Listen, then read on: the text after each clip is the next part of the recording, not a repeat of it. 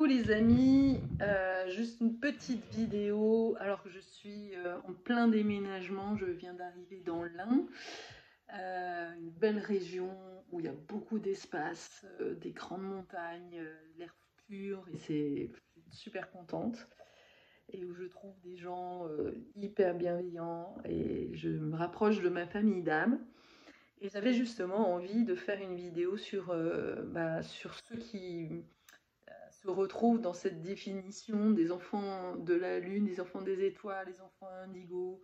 Enfin voilà, si tu vois que tu es plutôt un peu ailleurs, un peu dans la Lune, et qu'on te reproche justement d'être trop rêveur et d'avoir des problèmes scolaires ou ce genre de choses, et ben cette vidéo, elle est pour toi qui a autant de mal à trouver ta place et ta raison de vivre sur cette terre.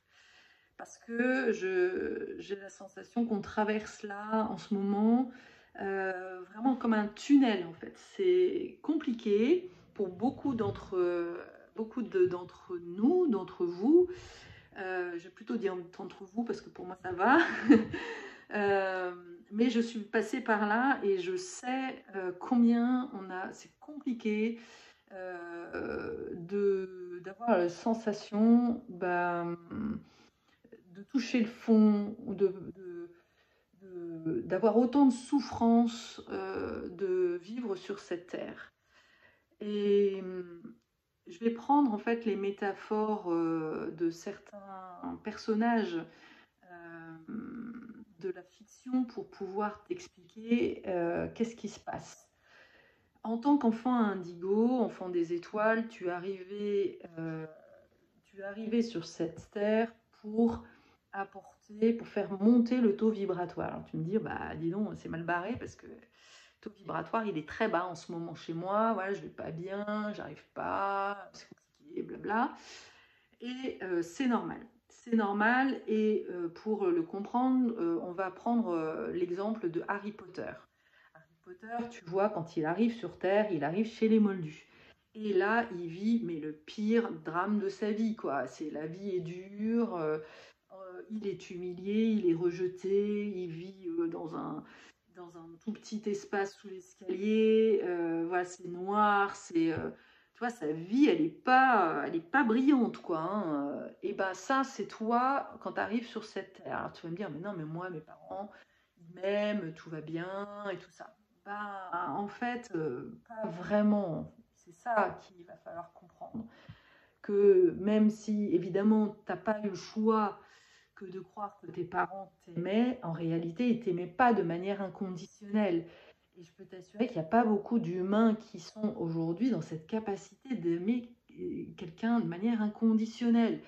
Et j'en parle d'autant plus librement que moi, avec mes propres enfants, ça a été super difficile de devenir mère. Je crois enfin, je suis devenue mère, j'ai appris à devenir mère, mais à l'époque, quand mes enfants étaient tout petits, quand mon fils est né, j'avais pas ça. J'étais en fait enfermée dans ma croyance qu'il fallait que je réussisse pour avoir le bonheur, fallait avoir un statut social. Donc toute mon attention, tout mon temps était dédié à ma performance professionnelle. Donc j'ai passé, d'abord j'ai accouché très tardivement, enfin, à 9 mois, mais je veux dire, j'ai attendu le dernier moment pour prendre mon congé maternité. Et puis dès que j'ai pu, je suis revenue au travail. Je n'avais pas conscience à l'époque de l'importance de ce temps de maternage, et de ce plaisir en fait de connecter physiquement à mon enfant, de créer ce lien fusionnel. Et donc, je pense que comme beaucoup d'enfants indigos, mon fils, mes enfants, peut-être plus encore mes filles, je ne sais pas. En tous les cas, je pense que beaucoup d'entre eux ont manqué d'amour, de ce lien vraiment fraternel, inconditionnel avec moi, parce que moi-même, en fait, je n'étais pas connectée à moi-même. Tu comprends? Donc j'étais complètement à l'ouest, voilà, j'étais moi-même chez les moldus, je n'arrivais pas à en sortir. Donc je vivais comme les moldus, incapable de donner cet amour qu'aujourd'hui je sais à l'intérieur de moi, j'ai à l'intérieur de moi. Je m'aime, je suis là, je suis fière et je suis contente d'être sur cette terre et je sais ce que j'ai à faire. Mais à l'époque, voilà, j'étais dans des rails où j'étais au service d'une entreprise, mais qui faisait pas que du bien, quoi. Bref, donc tout ça pour dire que quand tu es né, bah, t'as fait comme tout le monde. Moi, j'étais dans un milieu de moldus aussi, avec une mère qui était dépressive. Bref, on arrive tous sur cette terre dans un non-amour inconditionnel. Et c'est OK, nos parents font ce qu'ils peuvent.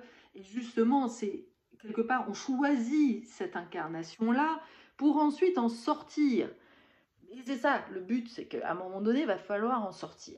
Donc, on reste, donc on est coupé de nos racines, on est coupé de la source de qui on est, et on est coupé de ce lien avec tout ce que l'on a autour de nous, cette famille d'âmes avec lequel on est arrivé sur Terre, sauf que la famille d'âmes, elle s'est incarnée aux quatre coins du monde, aux quatre coins de la Terre, aux quatre coins même de la France.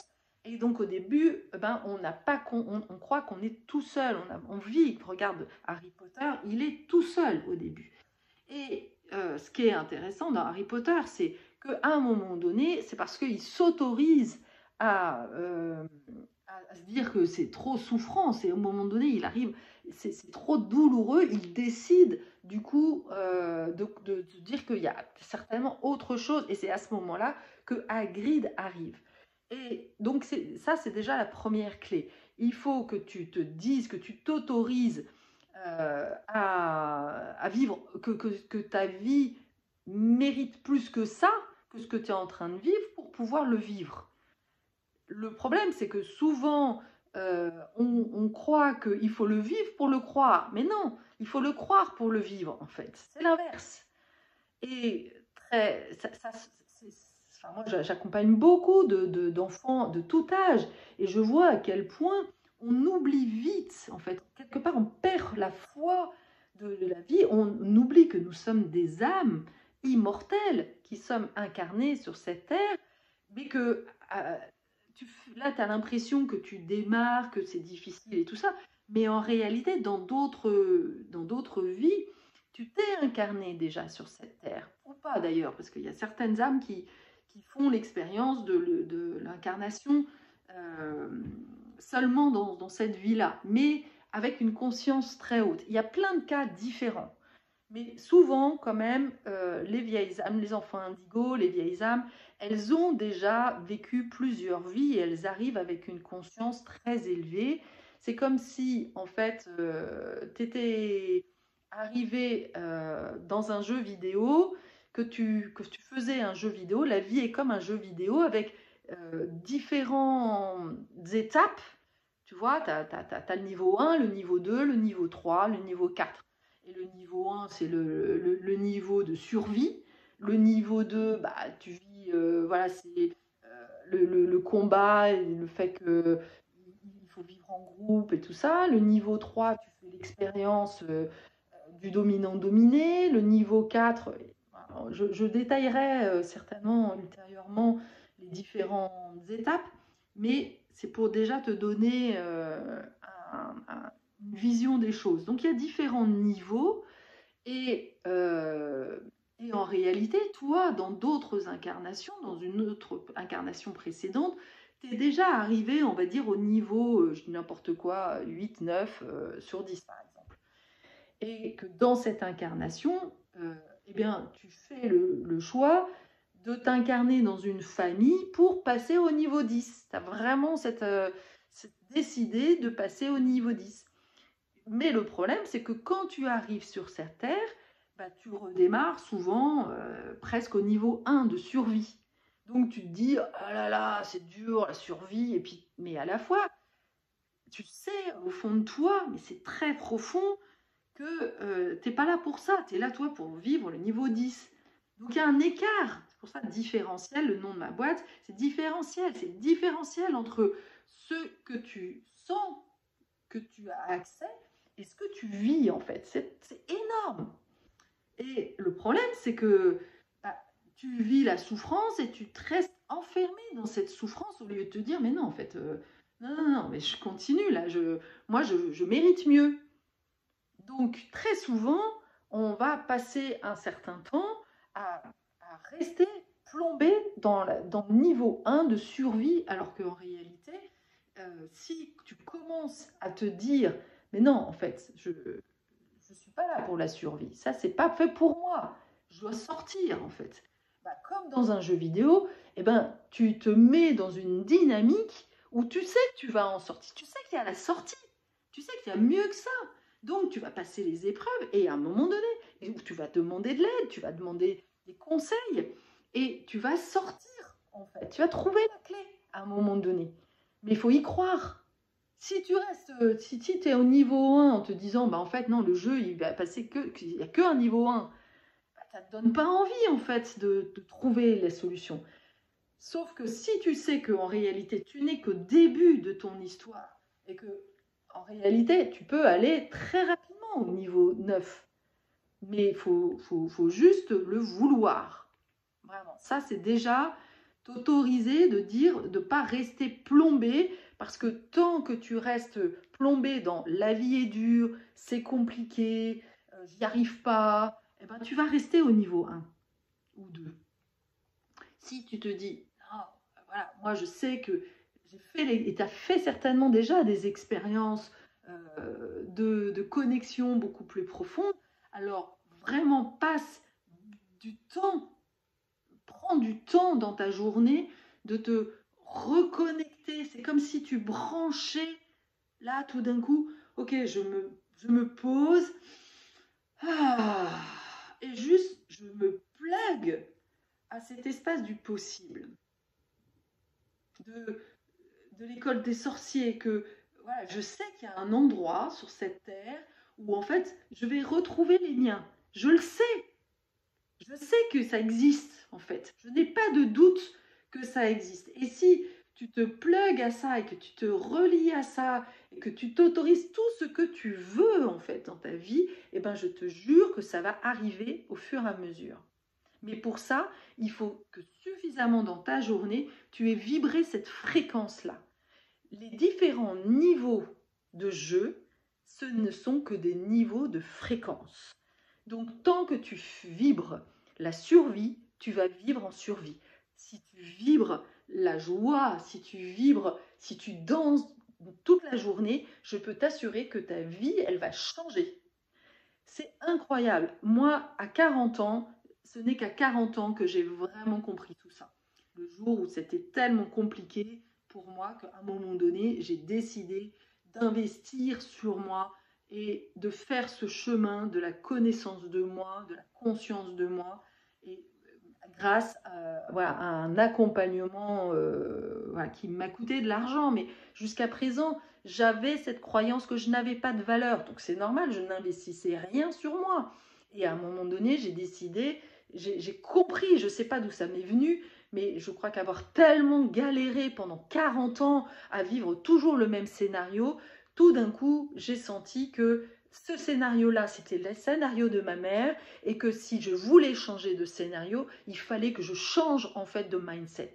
Et à ce moment-là, je me suis dit, ok, je vais investir sur moi, j'ai même vendu ma maison pour m'autoriser à vivre autre chose, parce que je savais que ce n'était pas que moi que ça allait changer, mais mes enfants, que ça allait ouvrir un champ pour toute la famille. Et c'était ça qui était important.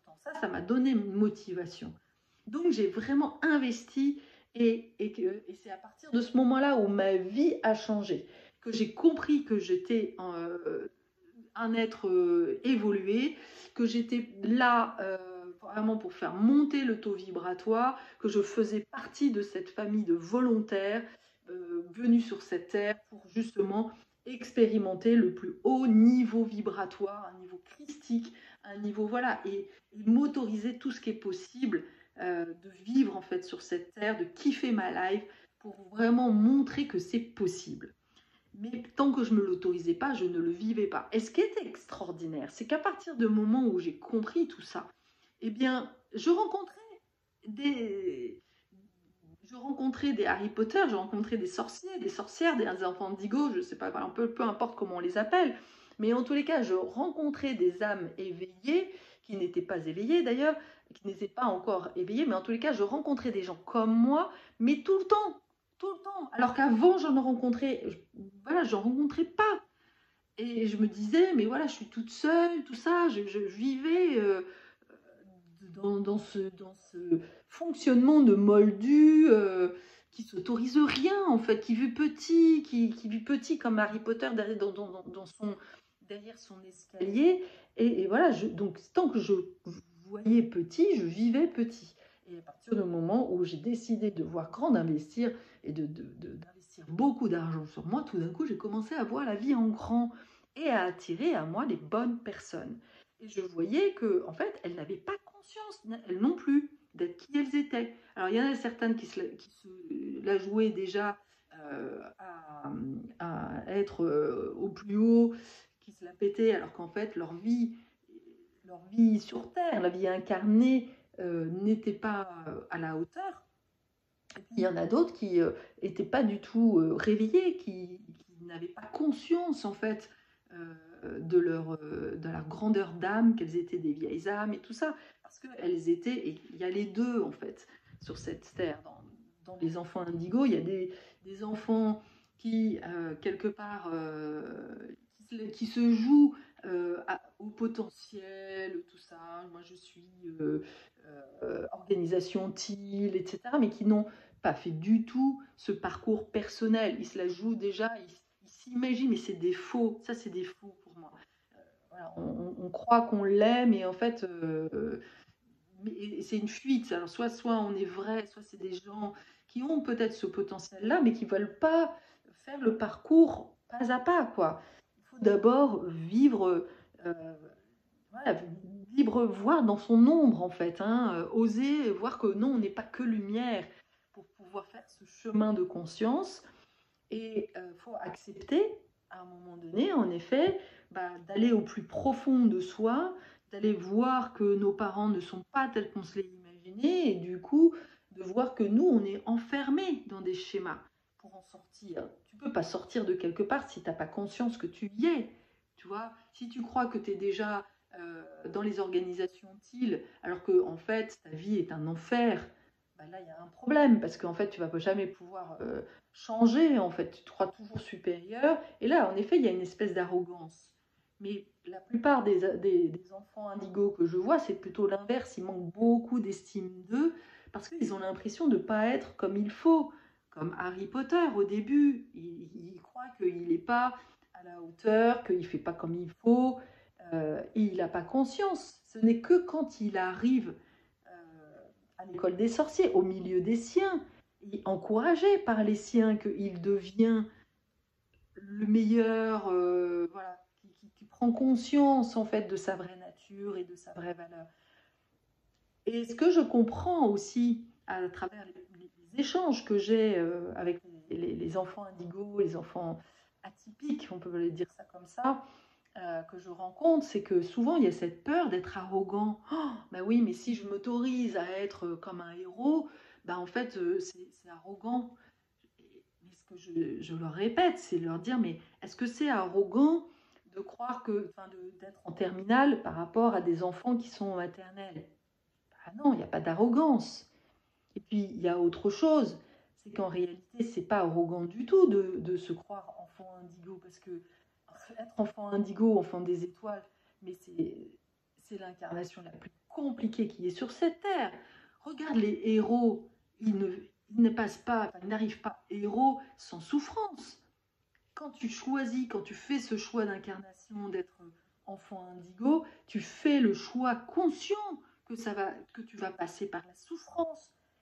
Voilà, ça fait partie du processus de la grâce de qui tu es, et la lumière, l'expérience de la connexion de qui tu es et de la nature profonde de qui tu es passe par vraiment la confrontation de la souffrance. C'est parce que tu fais cette expérience consciente de la souffrance que justement tu fais ce choix à un moment donné d'en sortir et de dire mais moi je veux faire partie de ces personnes, de ces âmes qui vont aider le maximum de gens à en sortir. Mais il faut bien l'avoir expérimenté pour pouvoir en sortir.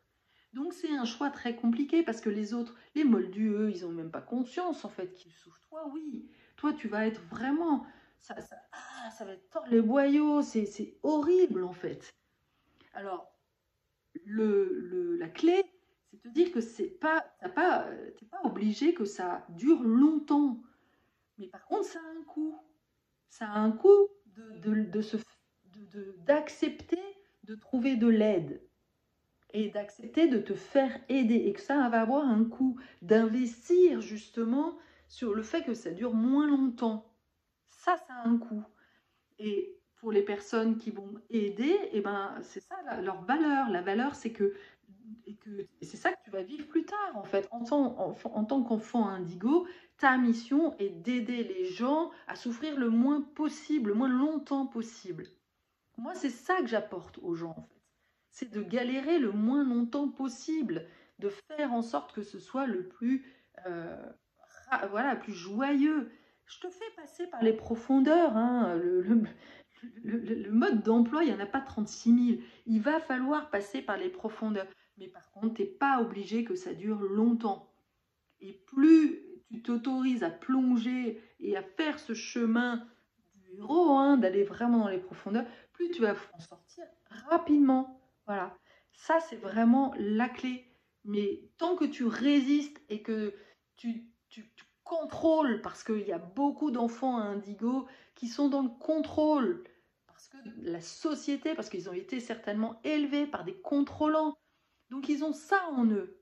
Soit tu es rêveur, et d'ailleurs tu peux être les deux, hein, souvent on est un peu les deux. On est à la fois rêveur, donc là, l'imaginaire, on ne vit pas sur Terre, et puis à la fois, eh ben, on croit, on contrôle, voilà, on contrôle surtout, on essaye de tenir bon, de ne pas souffrir, mais on ne veut pas lâcher. On ne veut pas lâcher. Quelque part, on s'accroche à la souffrance quand on fait ça. C'est ça mon message. Tu t'accroches à la souffrance quand tu contrôles. Parce que tu crois que tu contrôles ta vie. Mais en fait, tu contrôles rien du tout. Parce que tu vis dans la souffrance. Et quand tu vis dans la souffrance, en fait, si, tu contrôles en effet ta vie. Ça, c'est vrai.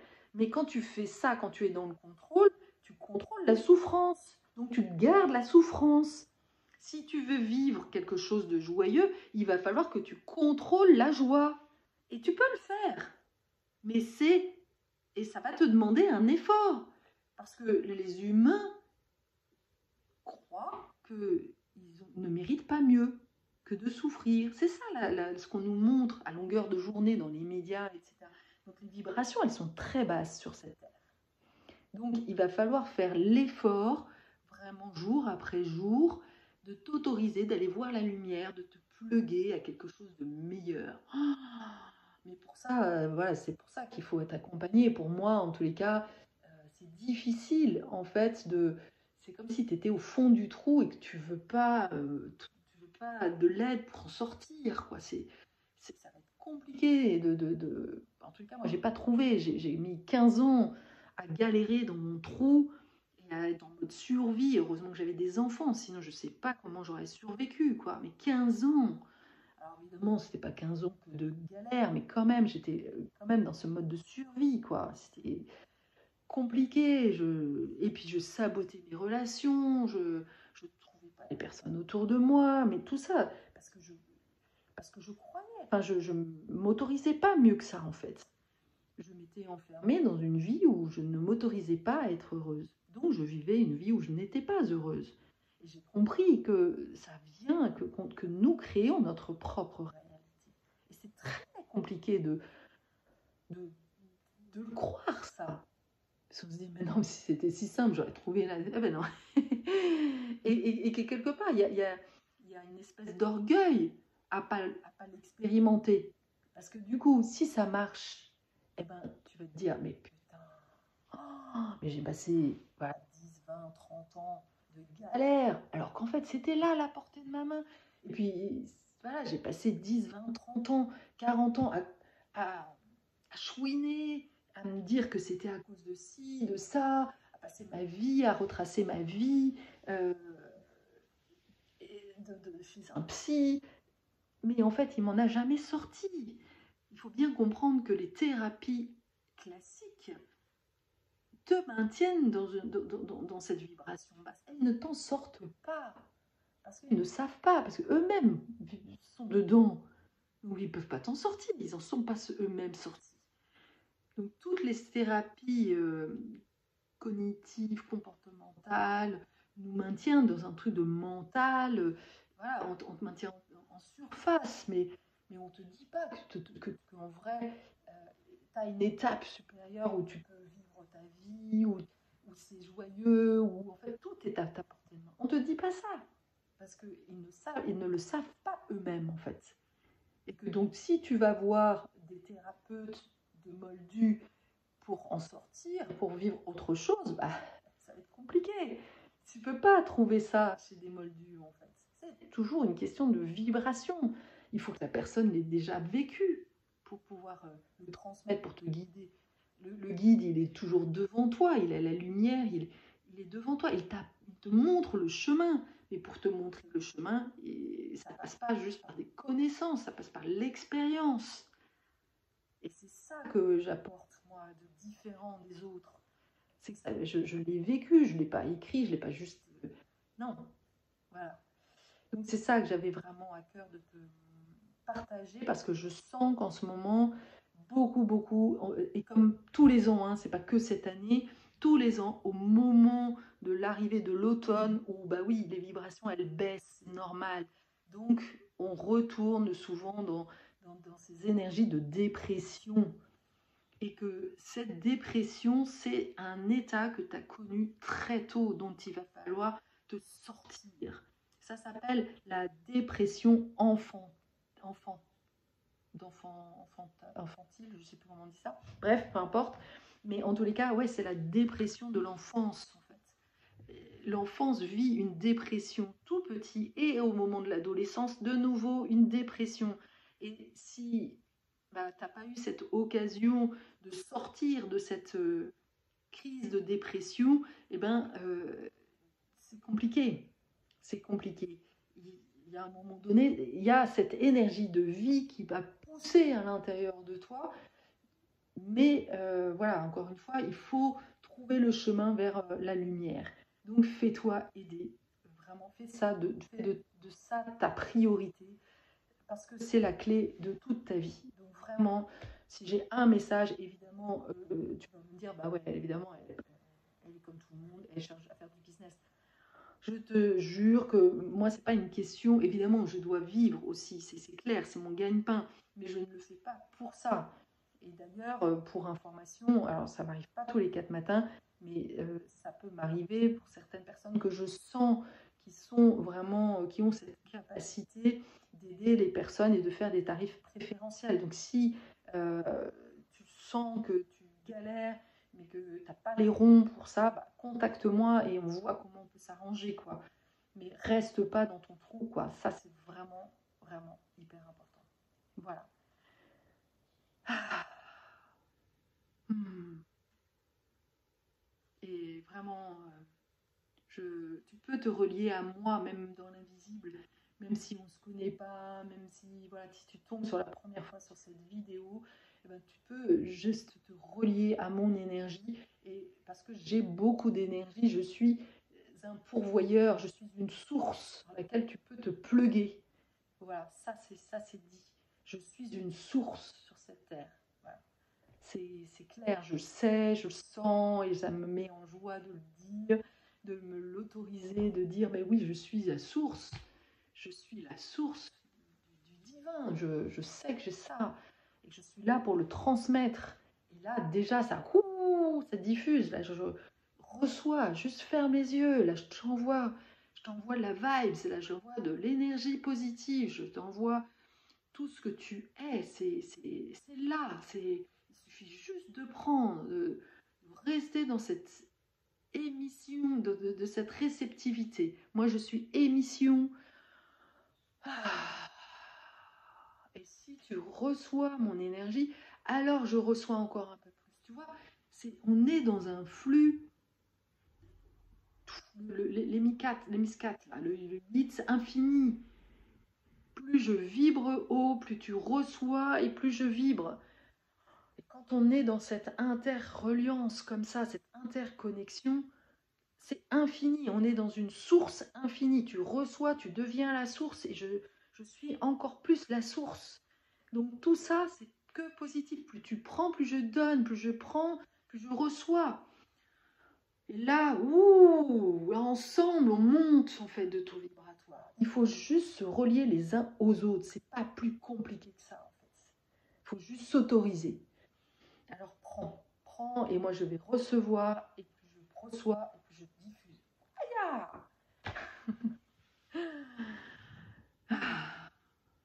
Merci d'avoir suivi cette vidéo jusqu'au bout. À bientôt.